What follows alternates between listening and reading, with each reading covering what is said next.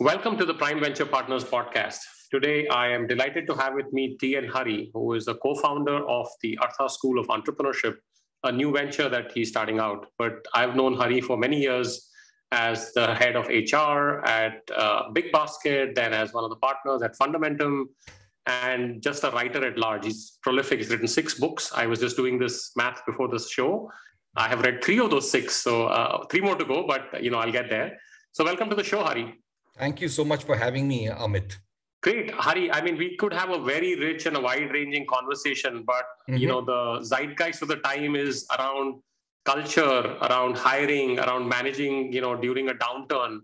In fact, you've written a book with one of my partners here, Sanjay Swami, on sailing through a storm, which was probably written in the COVID era, but is equally relevant now as you're facing some economic headwinds.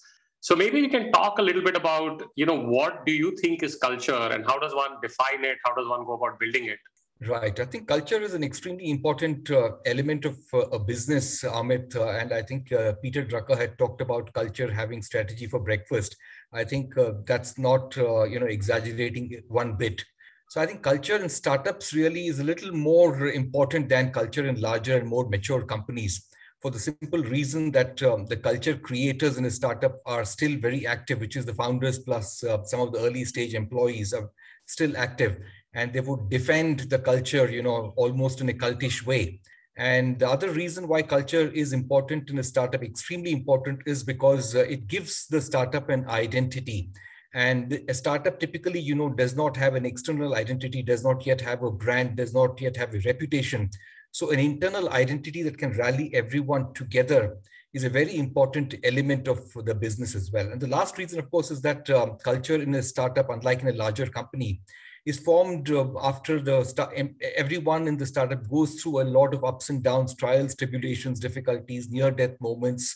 So under these circumstances, the culture takes shape, and therefore people guard it almost in a cultish way, whereas in a much larger companies, the founders are no longer around. And culture has gotten embedded into, the artifacts, policies, espoused values, and all of that. So I think culture is all about, really, if you ask me, the kind of behaviors that founders and a few senior employees, leaders in the company demonstrate and live every day. It is the kind of behaviors that are recognized and rewarded. It is the kind of behaviors that are, discouraged and almost penalized. And ultimately, it's the kind of things that, founders and leadership teams track. What are the kind of metrics they track? What do they really care about? What don't they care about? What questions do they ask? What kind of answers do they expect?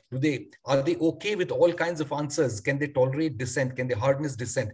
So a lot of these founder behaviors, I think, which are lived every day and which manifest itself in multiple ways, including rewarding and recognizing and penalizing, people and their behaviors. I think that really is culture. Artifacts don't define culture. The kind of office setup, the dress codes, the espoused values, like we are a customer-centric company, those don't really constitute culture at all. So let me challenge you a little bit on that, right? Let's say I'm a founder of a young company, 10, 20 employees, just getting started, early product market fit. And I'm like, hey, why should I care about consciously defining culture or not, right? We are who we are and we operate as we operate.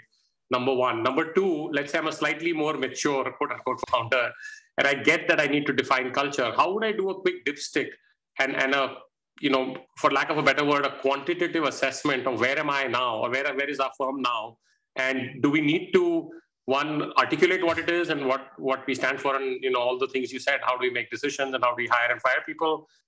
So both those questions, why should I care? And two, how do I quantify where am I now? Right. I think irrespective of whether you care or not, you bring a certain set of culture elements into the startup, because culture really, for an early stage startup, I think equals founders. And founders bring their personalities to the workplace. They have to bring their personalities irrespective of whether they care or not. And those personalities over a period of time begin to define what is culture. So organizational personality becomes equal to founder personality, at least in the early stage. I think as the company hires more people, I think some of their cultural elements and beliefs begin to rub in, and culture, begins to become a bit like a melting pot. But I think, frankly, culture really equals founders, and irrespective of whether you care or not, culture comes into the company in the form of your personality. And coming to whether it should be written, it doesn't really matter whether you write elements of your culture or not. I think it is what you do and behave every day.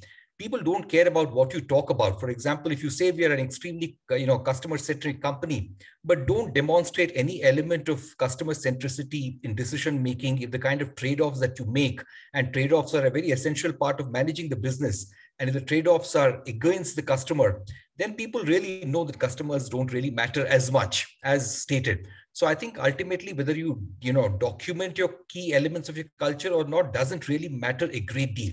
The only reason for documenting elements of your culture, if you really wish to, is because it very crisply communicates to the rank and file. And as you begin to become a larger company, you can't always have founders, let their behaviors drive cultures, because people don't get to see those behaviors. So then they need to be embedded in the form of some documents. And as the startup grows, it becomes embedded into some kind of policies as well. So policies after a point of time begin to reflect culture. In the beginning, they may not, but as the startup grows, it gets embedded into policies, and policies begin to, for instance, reflect culture. So irrespective of whether you define it or not, call it out or not, you are going to bring culture into your startup. So how would you, like I said, how would you assess where are we now? So would you recommend doing like a 360? Would you recommend, often I have told people that, the culture is what the 50th employee or the 500th employee in the company says the culture is, not what you claim or what your mission, vision, whatever statement claims. So how do you figure out, where are we at now and where do we go from here? Good question. So let me just simplify this a little bit by taking an analogy from a parallel world. So for example, all of us are individuals. We have our own personalities. We all can take tests. For example, there's a test called the MBTI test. There is, Thomas Kilmann instrument assessment for the way you manage conflict.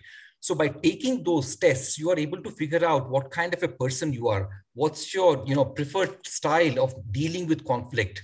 And Thomas Kilmann instrument, the instrument identifies 5 predominant styles. And typically people fall into one or more of these styles. And some people, of course, become mature over a period of time and can switch. But typically people fall into one dominant style. And the same is true for MBTI as well. So individuals have personalities, organizations have personalities. Organizations' personality is what I would call culture. So you can have an instrument, and at the Artha School of Entrepreneurship, we have come up with a simple instrument, which is just a set of 40 questions. And these 40 questions are just simply paired statements that, participants or those who take the survey need to pick. And by getting, people in the startup, it could be founders plus, let's say 40, 50 employees to participate in this survey, we'll be able to figure out what the culture of this startup is. Just as MBTI, for example, identifies 16 dominant personalities, and the Thomas Kilmann instrument identifies 5 dominant styles of managing conflict. This Artha's, scale culture assessment instrument identifies 4 dominant styles, when it comes to culture. So that's the way you can really look at culture. And just as MBTI and, that Thomas Kilmann don't necessarily result in you changing, it creates self-awareness as to who you are as an individual. What are your styles? What are your strengths? What is it that you should continue to do? And what is it that you should let others do? How can you raise your hand at the right time? How can you pick people with complementary skills? That's about self-awareness. The same thing about culture also. When you do a culture assessment, it creates some degree of self-awareness for an organization. So that just as an individual understands a few things and is able to lead her life better, organizations too can understand a few things about themselves and can lead their lives better and can grow in a more sustainable way, be more self-aware, not aspire to be what they are not. Understood. I want to double click on one of the words you said, self-awareness. So as founders go through the journey of 0 to 1, 1 to 10, etc., and not just on business metrics, but their own personal growth, I often find that self-awareness is a key defining factor between the good founders and the great founders. So how do I, if I'm a founder listening to this podcast, how do I basically both do a dipstick on my own self-awareness and how do I kind of get better? How do I walk on that journey beyond the instruments? Of course, you could do MBTI or some of these other things, but on a day-to-day basis, are there some tips and tricks that you have for people to try? So, Amit, I think self-awareness, I think, is an extremely important trait, probably one of the most important traits for success for leaders, not just for founders, but leaders in general. And broadly, you can classify self-awareness into two broad areas: internal self-awareness and external self-awareness. Internal self-awareness means, are you able to reflect, ponder, understand who you are as an individual, where you're coming from, what are your beliefs truly, what do you like, what don't you like, what are you good at, what are you not good at. So some people don't even have this internal self-awareness because they've never really looked inwards very thoughtfully and very carefully. So I think internal self-awareness is very critical. External self-awareness is also important when you're beginning to work with people. One can argue, what do I really care about what others think of me? Internal self-awareness, as long as I understand myself and as long as I understand who I am deeply, why should external self-awareness matter? But external self-awareness really matters because you're working with people at the end of the day in an organization. Their assessment of you, therefore, becomes important. You just cannot afford to ignore that. So external self-awareness is, what do others think of you? For example, you might think you're extremely cool when it comes to, strategic thinking, but others may not think so. And if others don't think so and you think you are that, then that leads to a lot of tensions, at the workplace. So it's very important to be externally self-aware as well. So I think there are several instruments by which you can get, externally self-aware, to some extent internally self-aware. Externally self-aware, awareness is very easy to figure out because you can just administer a questionnaire to a bunch of people who you work with, and they can provide you feedback that helps you develop external self-awareness. But internal self-awareness is a sign of a highly refined individual, somebody who has really pondered, reflected, looked inwards, and understood what her motivations are, what her strengths are, and all of that. Absolutely. And I think on the external self-awareness, I always say that something as simple as a questionnaire, like you point out, like a 360-degree review, yes, is extremely low cost and extremely highly effective, right? Absolutely. This gap between perception and reality. Correct. By the way, it need not even be a gap. It could be that there's a strength you have that you don't recognize. Absolutely. And everybody's like, oh my God, you're amazing at strategic thinking, yes, or yes, whatever. Correct. You're like, oh, really? That's just play for me. Yes. So that I can help you manage better. So I definitely encourage people to think of the internal one is a very good angle as well. Is there any tool for that, or it's just self-reflection and journaling and working with a coach? Self-reflection and looking inwards, spending time talking to 2 or 3 people that you can completely trust through that journey of internal introspection.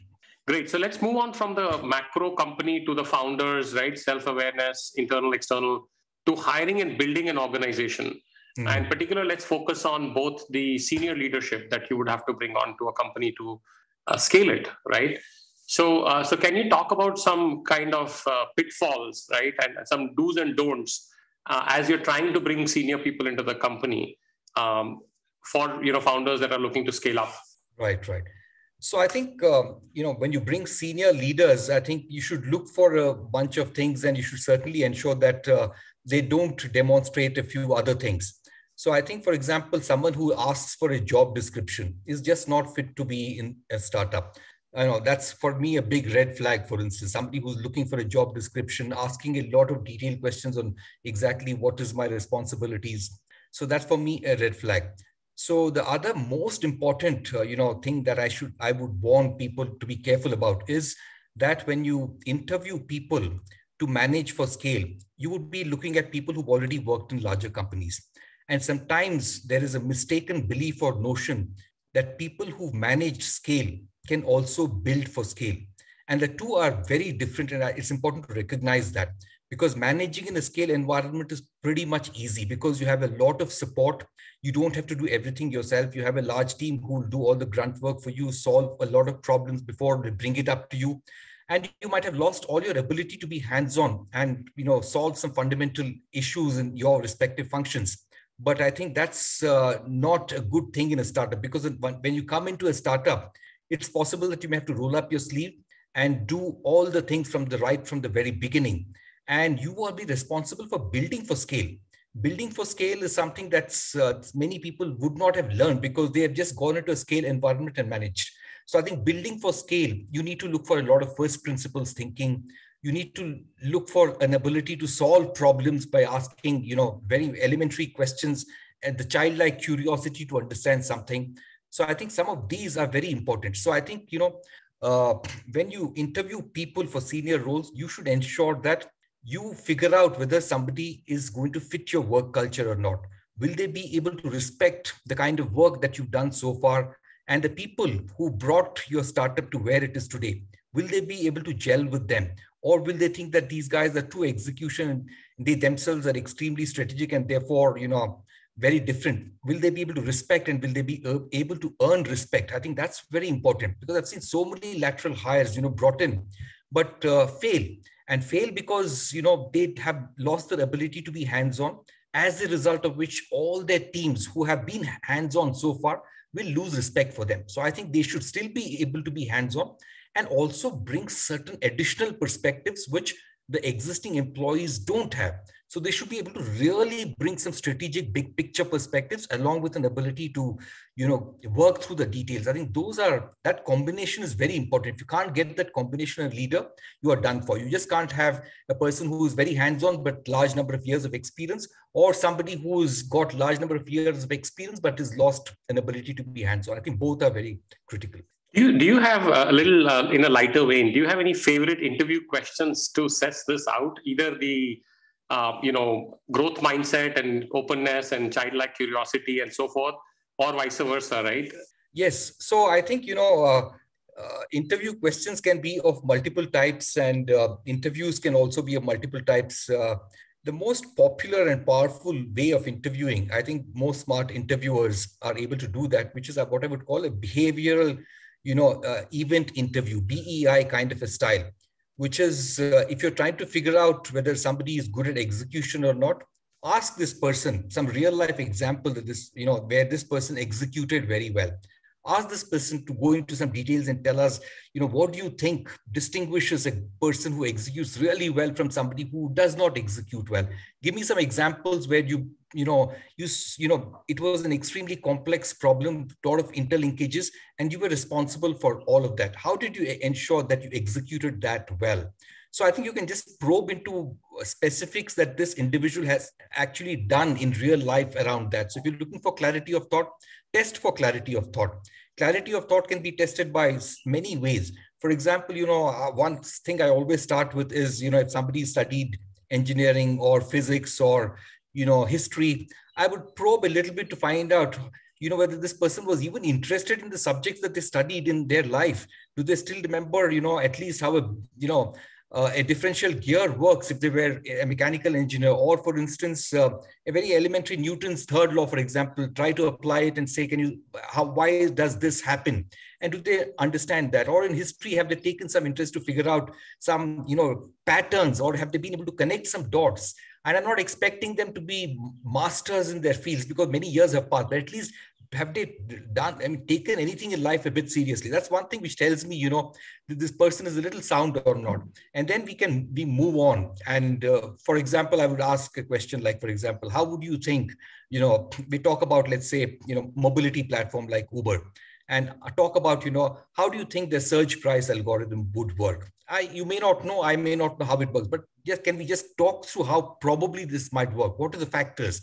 And then look at how this person thinks about this problem. I might ask this person, a question in analytics, a very simple question. I don't want to go into details and to figure out whether this person is able to ask the right kind of questions and think about even an analytics problem. So, I think, there are a bunch of questions that you can think of.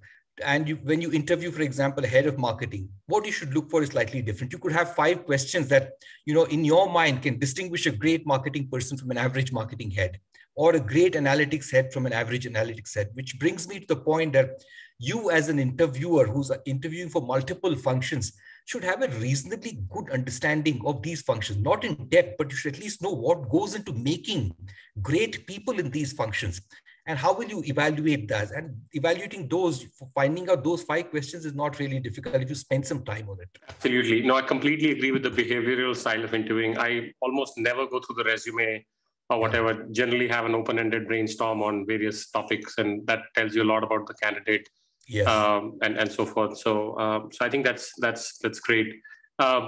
Let's talk, we talked a little bit about hiring and senior leaders and so forth. Let's talk about the not so fun side of this org building, which is firing or unfortunately laying off people or whatever, right? So, how do you think about that given the current zeitgeist, right, of the times, on how do you do this thoughtfully, effectively, deliberately? It's never going to be easy, but maybe Yes. any thoughts and lessons learned and tips that you might want to share with our listeners? Yeah, so let me just talk to you a little bit, in an ideal situation, how should these be done? And then we'll come down to the real world. I think, dealing with a downturn, dealing with layoffs starts much before the downturn hits, which is that, hiring needs to be done very thoughtfully. If you hire very thoughtfully, then you need not be reckless in firing. If you hire recklessly, you will have to fire recklessly. So I think, building an organization should be a little more thoughtful, and, you should be figuring out, whether you are doing something which is unsustainable in the long term. If you're doing something that's unsustainable in the long term, then probably some situation will arise where you need to take some drastic measures. And when I say, let's say, something very unsustainable in the long term, let me explain what this means. So for example, if you are a startup that has raised $400 million round, you are cash rich. And because you're cash rich, you go on a hiring spree trying to deliver what you promised to investors. And when you go on a hiring spree, you're also burning, let's say, capital to be able to create a market. So market creation should be sustainable, but let's say you're burning a lot of capital to create markets. So both of these are unsustainable. Probably you could be lucky because the downturn may not hit. And by the time a downturn may hit, you are already sorted. It's possible. It's just that if you're unlucky when the downturn hits, you're dead. So I think you need to be a little more thoughtful when you hire. And I think that's probably, you might tell me it's easier said than done. When a company is staring at a massive opportunity and is well funded, why should they not take their chances? I would say, yes, why should they not take their chances? Because if burning capital to create an awesome, amazing, huge market is a real possibility, you would want to take your chance at it. So I think that's very much a possibility, but then you have to also be prepared to deal with a situation where the money tap is off and you need to let people go. But let's say you're in that situation, I think there are ways in which you can let people go gracefully. So I think it's a very difficult, call, because you might have hired them, without too much of thought. You must have hired in large numbers, and now you need to go back and tell them. You need to do it very thoughtfully. So I leave it at that at this point, and we can further go into it if you want to. Yeah, I'd love to dig into that a little bit. Yeah. Like, what would thoughtfulness mean? And I love the notion that, hire recklessly and then fire recklessly, unfortunately. But let's say that, you did what you did, but you're at the situation where you're running out of capital or you need to let go of people. Now, what are some thoughtful ways, even during this time, that you should, or things that you should do?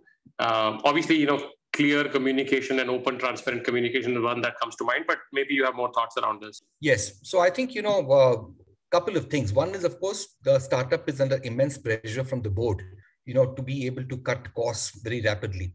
So I would say, you should negotiate and discuss with your board in terms of what is the right thing to do long term. Because if you just fire people recklessly, then you're damaging your reputation and your ability to hire in the future. And this is not something that you really want to do unless absolutely essential. So I think you need to have a mature conversation with the board, push back with the board, and look at other ways of cutting costs. And if ultimately it comes to laying off people, then I think the way you should do it is you should be very transparent and honest about it. So there's no point saying that we are laying off people based on our performance cycle results, and we are laying off people who have not been performing. That's so dishonest. I think it's not just dishonest, it's being very, very cheap with your employees and completely damages your brand. I think it's important to be very honest and let people know that, this is our situation. And the fact that, if we don't lay off 10% of the people, then this entire company can go down under. And we are laying off this 10% so that 90% can be safe. Because it's very important to secure the loyalties of the 90% who are going to stay back and ensure that they are not continuously scared whether they are going to be victims of the next round of layoffs. So I think you need to be very crisp in terms of, how many people you want to lay off, what are the numbers, which function, how many. Do that exercise very confidentially and declare that, be very transparent about the fact that you're doing this for cutting costs and for preserving the company so that it can, live to fight another day. And the 90% of the people who stay back should also, get the confidence that, there are going to be no more rounds, and you've already done this very thoughtfully. And it's not very, you've not done it with half-baked information, and a next round of layoffs will come 1 month down the road. So I think because if you don't secure the loyalties of the remaining 90%, And that should happen after, the round of layoff is completed. You need to call a town hall, talk to these 90%, tell them that, we've gone through this, we are done and dusted. And, our journey continues. We'll, hunker down, we'll manage our costs, and we'll build our business very prudently. But we are in business. Absolutely. Yeah, lots of interesting thoughts there, and completely agree with all of that. Switching gears, right, a little bit, and we'll come back to the notion of org and culture building. One of the other things that's coming out, sort of some of the ugly skeletons in the closet, as it were, is this whole thing around governance. Right, in the heyday, everybody is. I love your quote about hiring, recklessly and firing recklessly, and perhaps we as investors are also to blame, right? Like, investing recklessly and maybe overcapitalizing companies and so forth, but maybe not managing thoughtfully either, right? And particularly, so maybe talk to us about some best practices around corporate governance, around ensuring, beyond just hiring an org and culture, how from both points of view, right? Because you've been on the entrepreneurial side at Bigbasket and other ventures, and then you, of course, been an investor for many years now. So maybe talk to us about some best practices around governance, around board and board management and so forth. I think very honestly, if you ask me, Amit, the foundation of great governance is, founder beliefs and founder belief that governance is important. It's an important element of running the business. I think if deep down they believe that governance is important, then I think even though there may be a few missteps along the way because they may be a bit ignorant on the plumbing involved, they will be able to recover. Things will never go completely awry. But if the founders are not deeply committed to ethics and governance, and if they feel that, we can cut short on governance for short periods of time because, is just, one wrong decision, an unethical decision. We'll not take any more of these. We need to take it now. So I think if you start breaking the laws once in a while, then I think there is no getting back. So I think there's a deep belief. Like I said, we always talked about processes. They work only if they are followed every time. If they are breached once in a while, then they are never followed. So they need to be followed every time. Even if, for example, if they become cumbersome, if a process is cumbersome, you can change the process. But as long as there's a process defined, you need to follow that. And I think the same thing holds true for governance as well. You need to stick to governance even in tough times when you're tempted to take one or two of those wrong decisions. Because when you take those one or two wrong decisions and you can get away, there's a temptation to do them again and again. So my strong belief is that founder belief in governance being very important is the most important thing. If that belief is there, everything else falls into place. If that belief is not there, you can put whatever mechanisms you want. You can have, independent directors on the board. You can have an audit committee. You can have a compensation committee. You can have all kinds of board committees. But I think they will never be able to be very effective. You've seen Enron, you've seen Satyam. They had amazing board members, independent directors, but none of them could see through because the intent of good governance was just not there on the part of the founders. So I think founder commitment to governance is essential, and I think the role the board plays also is important, because what happens is that in some critical situations, if they wish to deviate from what is considered good governance, the board must say, no, we're not going to do this. But if the board is also very focused on, business outcomes, business results, and growth numbers, and if they are tempted to allow the founders to do some things, hoping that, they don't have to do them again, then I think it's a disaster. So I think the board should also, play the role of ensuring that the first time around, they don't commit that mistake. Right from the beginning, they are pushing for, all the checks and balances. You can't be hiring relatives into key positions. There's so many, ways in which you can construct all these mechanisms. And those mechanisms should also be in place besides, founder commitment to governance. Right. So let me ask a question on behalf of my VC friends, but it might also be true for senior people wanting to join a company. How do I assess out the founders, either in the investing process, or if I'm looking to join as a CXO or a CBO or whatever, CHRO, that are these founders committed to good, ethical, high level of governance? Of course, you'll do ref checks and all that, but are there ways to figure that out in a slightly more systematized manner? Very difficult, in my opinion, especially early stage investing. This is difficult because you can't even do those ref checks. I think by the time late stage investors come, I think the founders and the startups have a reputation or lack of reputation. And that is very clearly visible in the market. People know about it. People talk about it to some extent. But I think by the time, growth stage investors come in, it's a bit easier. Ref checks work. And because there is data points, and those data points are known to employees who've exited, who've talked about this. So I think that is pretty clear, I feel. But early stage investing, when you're putting in your first check, second check, or third check, very early stage, I think it's not very easy.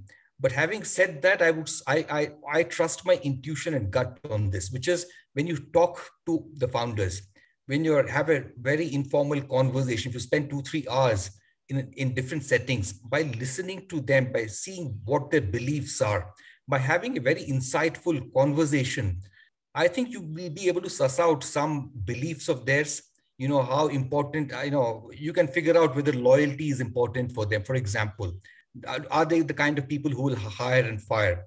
What kind of values do they articulate when you talk to them? So I think that insightful conversation to me is the only way to get some idea of the founder beliefs and their approach to governance ethics. Yeah, absolutely. I've also found, just trying to figure a little bit about self-awareness, and to use your term, external self-awareness. What do they think, where are they and where is their company, and what do others, the ones closest to them, keep asking the same question to 3 or 4 people who are close to it. And often if you see good big gaps over there, that can be an indicator that there might be some challenges over there. So no, absolutely. The other way also is that, this is just a, surrogate for me. So I think, you need ambition to build a business. You need ambition to eradicate malaria. You need ambition to do anything good. But at the same time, ambition, if it if it gets a wrong kind of ambition, I would say, ambition gone awry, can also destroy. So I think the way to spot good ambition versus from the bad ambition is, good ambition is always about the organization. It's about others. Whereas bad ambition is about me, myself. How do I get myself out in the market? How do I get known? How can I build my personal brand? And all of it is about me, myself. There is nobody else in the team. But I think when it's more democratic, when it's all about the company, when it's about, fighting hard to get to the metrics, that I think is positive ambition. So my own belief is that those with a positive ambition typically are more committed to ethics and governance. And those with that other kind of ambition, I think, are people who will cross the line. Yeah, I think I don't know if this is your quote or I've heard this said often, right? We before me is a very good indicator of distinguishing this. So absolutely. Switching gears, right, as we come towards the tail end of the podcast here, your most recent book, which I've still not read, Diversity Beyond Tokenism, Why Being Politically Correct Doesn't Help Anyone. Yes. Can you talk a little bit about that? What is it about? And then, we'll take it from there. Yes. So this book is not just about gender diversity, but gender diversity is something that we've taken head on and tried to deal with all aspects of gender diversity. But we've also talked about, other elements of diversity, which is, for instance, ability to harness dissent is also an element of diversity. We've addressed, and many companies, even startups, sometimes find it very difficult to harness dissent, which means founders like to hear answers that they want to listen to. And over a period of time, people begin to tell them what they want to hear. And therefore, everybody is around them is echoing what they want to hear, which is a very bad thing for a startup to become a good company. So I think ability to harness dissent is a very important trait. And we've talked about, that is an important element of diversity, where you bring in people with different backgrounds, different kinds of thinking, and then are able to harness the strengths. We've even addressed questions like, for example, we look at culture fit often when we hire. So does culture fit, for example, go against the grain of diversity? Because diversity means you want people from different backgrounds, whereas culture fit means people who are, suitable for your culture and therefore, by definition, don't meet the criteria of diversity. Is there a dichotomy there? We've talked about some of these dichotomies. We've gotten to the root cause of, gender diversity. For example, people talk about getting more women. And everybody is fighting for it, saying that, let's get more women.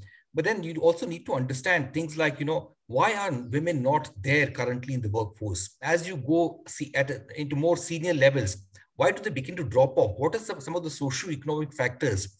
Can you address some of those socio-economic factors? Are some of them in your own control And some of them are in the control of society, for example, and you may be able to do nothing about them. But then without seeing gender diversity in the context of a much larger socio-economic situation, you will never be able to implement it the right way. Then you will begin to only say the politically correct things. So we've talked about that. And we've also talked about what can you do potentially to get, for example, more women into the senior management roles. And we've also, killed some holy cows. So, for example, one of the reasons given for gender diversity is that, women and men are different and they bring different perspectives to the table. So we, for example, you took the story of, James Damore from Google. He had put out an internal memo. We stated that men and women are very different. Men can write great code. Women are not, genetically wired to write great code. And all of Google's efforts to make women write code by putting in special, hours after office is all a failure. It won't work at all. So Satya Nadella, not Satya Nadella, sorry, the Google guy, what's his name? Sundar Pichai. Yeah, Sundar Pichai was on vacation and he cut short his vacation, came back and, he fired this employee. But, the counter to what he was saying, what he was saying was not correct, because no research shows that men and women are different, actually. All research points to the fact that men and women are identical when it comes to most talents. And there is no evidence to show that they're different. Now, the counter to that is, if there is no evidence to show that they are different, then what is the need to bring women into the workforce using that justification? So our point there was that you don't need any justification to bring women into the workforce. They are just 50% of the population. Just as you don't need any justification to send girls to college or school and use the justification that they will change the discourse on education. They just are entitled to education just as much as men are. And the same thing about, women as well. So you don't need all of these fake, justifications. We've also talked about how McKinsey report after report, how they have, used evidence in a very one-sided, half-baked manner to reach wrong conclusions. And those wrong conclusions are very populist conclusions. They will be applauded, but those are not the correct conclusions. In all the reports, they end up confusing, correlation with causation. So you can't confuse correlation and causation where you, look at a set of companies and figure out that 20 companies which are, have employed women have got better financial metrics than 20 companies which have not employed as many women. So that's confusing correlation with causation. So that needs to be understood. We've talked about that in some detail as well. So we've talked about the Me Too movement. We talked about, for example, how debates sometimes get unnecessarily converted into a man-woman debate, a gender debate, whereas the debate need not be about gender at all. And there's so many stories we've talked about them. So I think that's broadly the book. I would be remiss in not asking you any other book recommendations than your own, or any interesting blogs or other things you follow for what you read on a regular basis. If there's one or two that you'd like to state here on the podcast, that'd be great. Yes, I think I liked Satya Nadella's book, which I read quite some time back. I think it was, I don't remember the title. Hit Refresh? Is it the Hit Refresh one? Yeah, Hit Refresh, Hit Refresh. I like the Hit Refresh one. Then I may not be able to offhand recall. So for example, I've learned a lot about leadership, not from management books, but by, books about some individuals, inspiring individuals. So The Life of Shackleton, for example, The Life of Abraham Lincoln, the books written by very famous authors on these two individuals, for example, teach you a lot more about leadership than any management book can teach you about. I like this book, Loon Shots, as well. Loon Shots was by Sefi Baikel, although the book is about 350 pages, almost 320 pages. It could have been written in 100 pages probably, because the essence of the book is 100 pages, but I still like the book. Those are wonderful. No, these are some amazing, I've other than Satya Nadella's book, I haven't read any of these. So I'm sure I will put that on my reading list, and I'm sure other listeners will. So Hari, as we wrap up, can you talk to us about your new role at the Artha School of Entrepreneurship, and what are you guys trying to do over there? So Amit, the 8 of us have come together to start this Artha School of Entrepreneurship, and our mission is to really impact the journeys, scale journeys of thousands of entrepreneurs and help their journeys become a little more smooth, and in the process contribute to the socio-economic prosperity of the country. And the vision is really to be, the world's best school of entrepreneurship. And we have set this up as a Section 8 company, which is a not-for-profit. So we are a not-for-profit organization. So we are not here to make money. All of us, are at a stage in our life where we really want to give back because we've benefited immensely by being a part of this ecosystem, both emotionally, financially. We have loved the ecosystem that we've been part of, learned a lot. So we really want to be giving back. And for us, our legacy would be if we can talk about 100 companies that participated in our programs and their scale journeys became a little more smooth and entrepreneurs can give us some credit. And we really want to touch the lives of every entrepreneur in India. Be they in Patna, Bhubaneswar, Madurai, Coimbatore, Jaipur, small towns. These are, buzzing with activity, entrepreneurial activity. I would always say, India's entrepreneurial ecosystem is somewhat can be figured out by looking at the films. So, or cricket, for example, the first 50 years of independence, Bombay, Hyderabad, and Bangalore or Karnataka won the Ranji Trophy 80% of the time. But after that, you're finding all of these states like Haryana, Rajasthan, Uttar Pradesh, Bihar winning the Ranji Trophy. And, IPL is full of, players who don't speak English, who come from tier 3, tier 4 towns of India. The same is true of entrepreneurship. So I think entrepreneurship in India is here to stay. It's not just the number of unicorns and sunicorns, but the fact that our tier 3 towns are buzzing with entrepreneurial activity and the confidence that these new age entrepreneurs have in solving India's wicked problems for the 400 million consumers, which gives me confidence that this ecosystem is here to stay. And therefore, we need to play a part in making this more vibrant, supporting this to the extent possible. And someday we also wish to do a postgraduate diploma in entrepreneurship and create some kind of a school like ISB. That's our dream as well. Fantastic, a very noble and a very thoughtful, vision and a mission. And I'm sure you're going to do great. I've seen a little bit of behind the scenes of what you guys are up to at Artha. And I strongly encourage everyone that is interested to check them out. So thank you so much, Hari, for being on the Prime Venture podcast. Really was a delight to have you. Thank you, Amit. I think it's always a privilege being on this amazing Prime Ventures podcast. Dear listeners, thank you for listening to this episode of the podcast. Subscribe now on your favorite podcast app for free, and you'll be the first one to know when new episodes are available. Just search for Prime Venture Partners podcast in Apple Podcast, Spotify, Castbox, or however you get your podcasts. Then hit subscribe. And if you have enjoyed the show, we would be really grateful if you leave us a review on Apple Podcast. To read the full transcript, find the link in the show notes.